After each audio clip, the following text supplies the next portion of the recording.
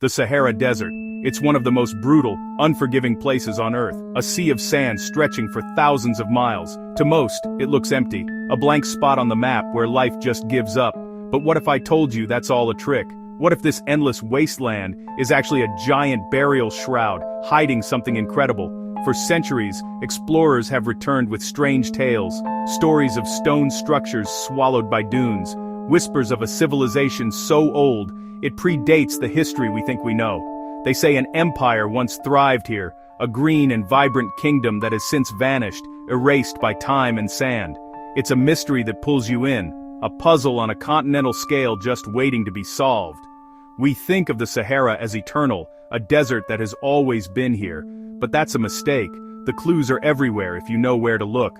Satellite images show us things the naked eye can't see. Faint lines etched into the landscape. They look like ancient riverbeds, ghost-like arteries that once pumped water through a fertile land. And where there's water, there are people. Early explorers, tough-as-nails adventurers from the 19th and the 20th century documented impossible finds. So, who were these people? History gives us a name. The Garamantes. The Greek historian Herodotus wrote about them over 2,000 years ago. He described them as a powerful nation, people who rode in four-horse chariots. He wrote they hunted cave-dwelling Ethiopians. For a long time, scholars thought he was exaggerating. A powerful kingdom in the middle of the Sahara. It sounded like pure fantasy, but archaeologists began to dig in modern-day Libya. Herodotus's stories started to look like fact. They found proof, piece by piece.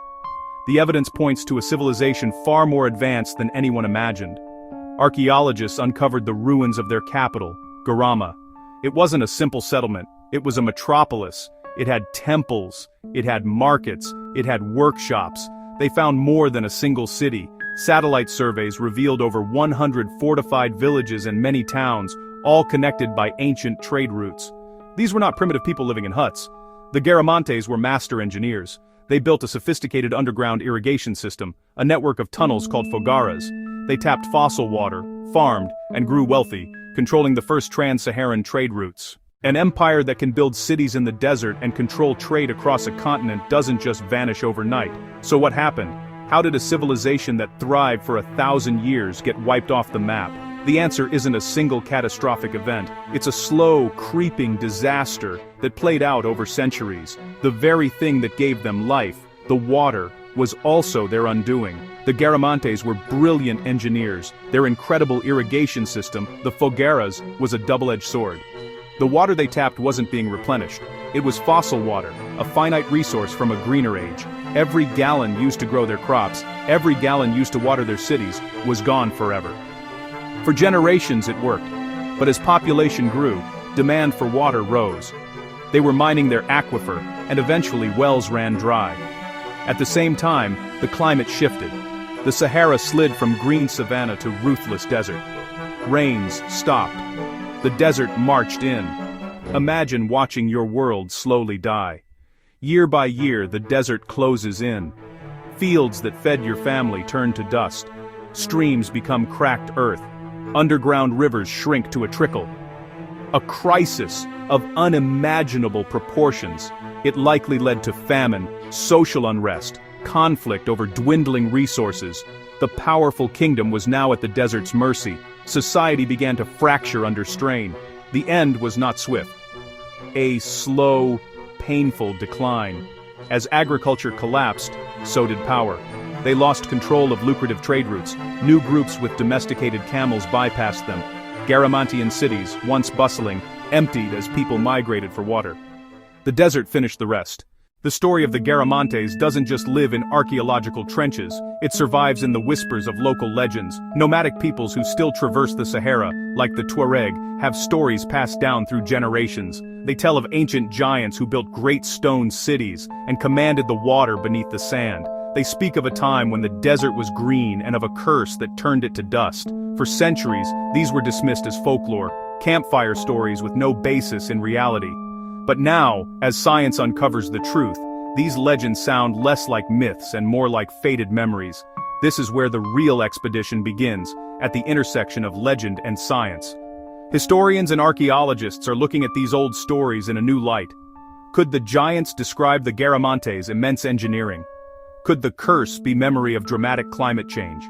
Experts are interviewing tribal elders, recording oral histories and comparing them to the archaeological record. Modern science is confirming truths hidden in ancient tales. Lab coats and legends are finally telling the same story. Dr. David Mattingly says, "What we found is just the tip of the sand dune." His teams have spent years mapping the ruins and are stunned by the scale of it all.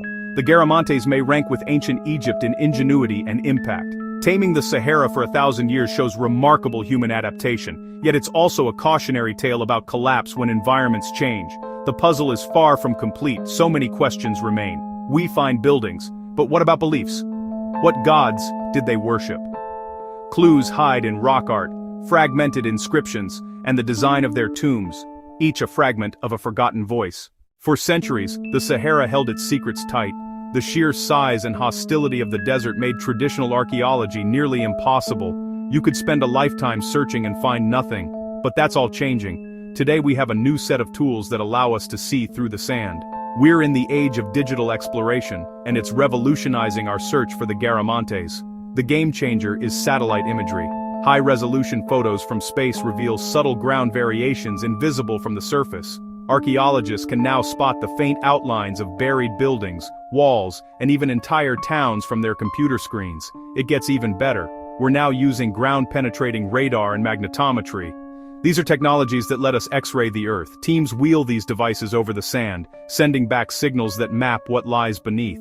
They can detect buried walls, ditches, and even ancient irrigation tunnels without digging a single hole. It's like having a treasure map where X marks hundreds of spots. This technology lets researchers target excavations with incredible precision, saving time and resources. They are no longer searching blindly. They are digging with purpose. These new discoveries are, honestly, just breathtaking.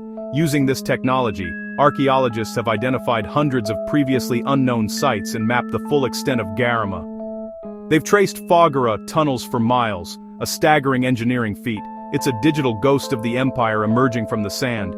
If a civilization this vast stayed hidden so long, what else lies beneath? The technology sharpens every year. The desert is finally giving up its secrets. The search is on.